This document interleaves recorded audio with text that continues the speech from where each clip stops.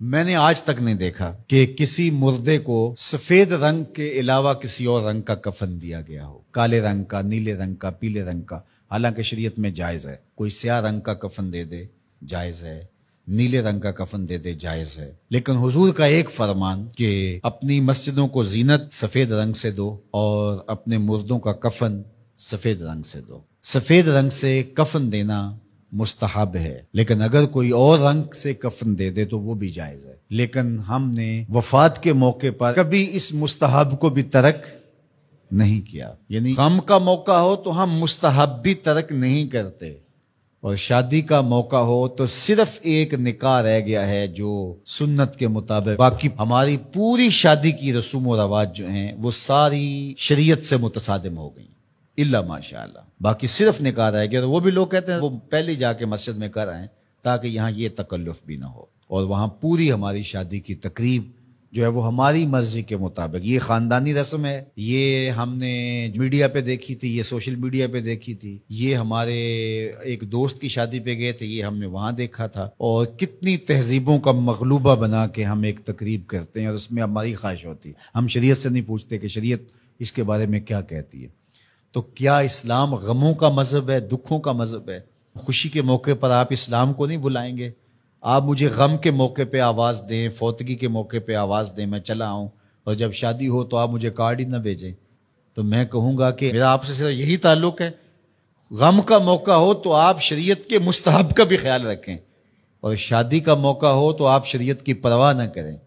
تو یہ تو پھر آپ کی مرضی کا دین ہوا نا، جہاں چاہا اس کو پسند کر لیا، جہاں چاہا دین کو چھٹی دے دی۔ کاروبار میں، اپنے طرز زندگی میں، اپنی سیاست میں، اپنی پارلیمنٹ میں، اپنی کچہریوں میں، اپنی عدالت میں، اپنے میڈیا ہاؤسز میں کہیں دین نہیں ہے۔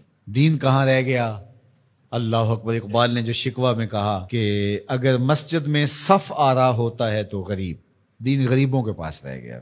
دولت بڑھتی جاتی ہے تو دین بھی مرضی کا ہوتا جاتا ہے۔ مولوی صاحب کو پابند کرنے چاہتے ہیں لوگ کہ آپ اس طرح کا دین دے جس طرح ہم چاہتے ہیں۔ تو یہ تو اپنی خواہش اور آرزو اور تمنا کا نتیجہ ہوا۔ تو اللہ فرماتا ہے پھر یہ کیا ہوگا اگر تم ایسا کرو گے تو آخرت رہی، وہاں تو اشد عذاب تمہیں ہوگا ہی، دنیا میں بھی تمہارے لیے خزی رسوائی ہے۔ اور آج ہمارا مسئلہ کیا ہے؟ آج ہم نہ دنیا دار ہیں نہ دین دار ہیں۔ کافر تو سیدھے سیدھے کافر ہیں اور اپنا ان کا نظام ہے اور اس نظام کے مطابق چل رہے ہیں، اور ہم کیا ہیں؟ ہم رادے بٹیر رادے تیتر، کبھی ہم کہتے ہیں ہم مسلمان ہیں اور کبھی کہتے ہیں نہیں ہم جدید تہذیب کے نمونے ہیں، اور ہم اس صورت کے اندر اپنے آپ کو دکھانا پیش کر رہے ہوتے ہیں۔ تو ہماری شکلیں روز بدلتی رہتی ہیں۔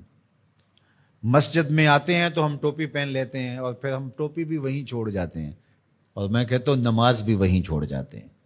جب دکان پہ بیٹھے ہوتے ہیں تو اس وقت ہم نمازی نہیں ہوتے، بلکہ ہم حج اور احرام بھی وہیں چھوڑ آتے ہیں، اور ہم یہاں اور طرح کے مسلمان ہوتے ہیں، حج پہ اور طرح کے مسلمان ہوتے ہیں، اعتکاف میں اور طرح کے مسلمان ہوتے ہیں، اور ہم باہر اور طرح کے مسلمان۔ حالانکہ یہ ساری تربیت ہے ہماری عملی زندگی میں، اس کا اثر پیدا ہو۔